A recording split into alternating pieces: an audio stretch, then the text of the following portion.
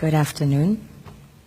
I am Malens, and I come from the richest country in the world. It is located in the richest continent in the world, in the west of the richest continent. My country is called Sierra Leone. On the surface, we are blessed with infinite beauty and abundance of flora and fauna, producing the most exquisite harvest of coffee, cocoa, fruits, vegetables, and caoutchouc.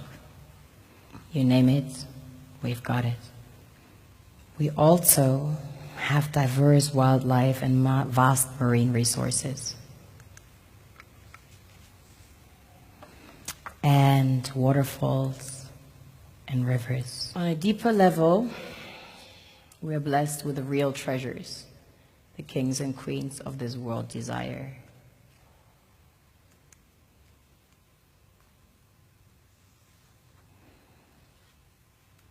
This was the largest alluvial diamond ever found. It weighs almost 1,000 carats, 969 to be precise.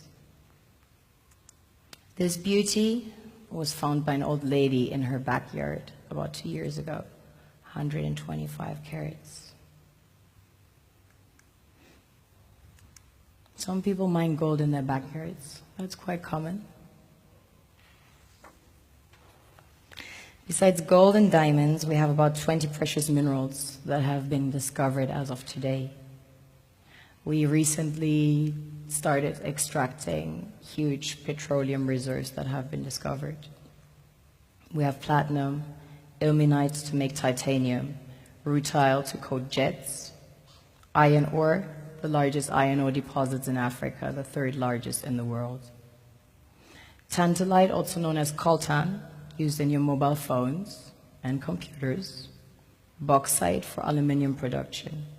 Zinc, chrome ore, copper, coal, phosphates, potassium, salt, lead, granite, asbestos, nickel, zircon.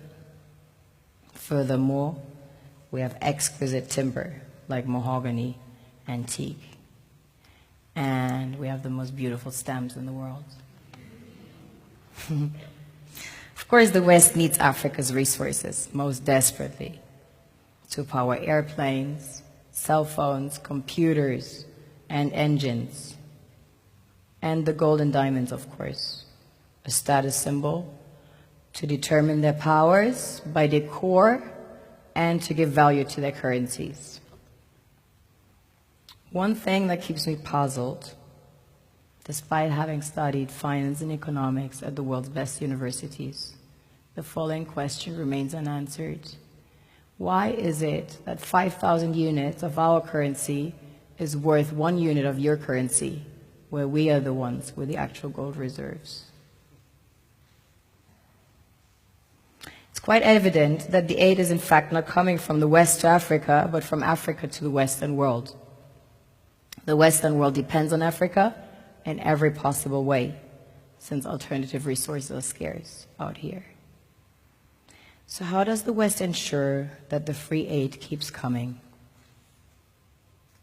By systematically destabilizing the wealthiest African nations and their systems, and all that backed by huge PR campaigns, leaving the entire world under the impression that Africa is poor and dying and merely surviving on the mercy of the West.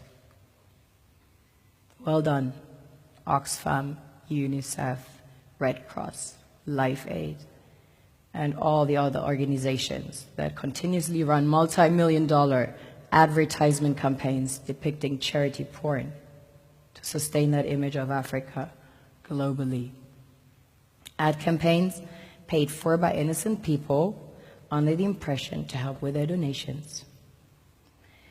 While one hand gives under the flashing lights of cameras, the other takes in the shadows. We all know the dollar is worthless, while the euro is merely charged with German intellect and technology, and maybe some Italian pasta.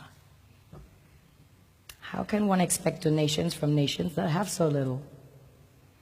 It's super sweet of you to come with your colored paper in exchange for our gold and diamonds. But instead, you should come empty-handed, filled with integrity and honor. We want to share with you our wealth and invite you to share with us. The perception is that a healthy and thriving Africa would not disperse its resources as freely and cheaply, which is logical. Of course, it would instead sell its resources at world market prices, which in turn would destabilize and weaken Western economies established on the post-colonial free meal system.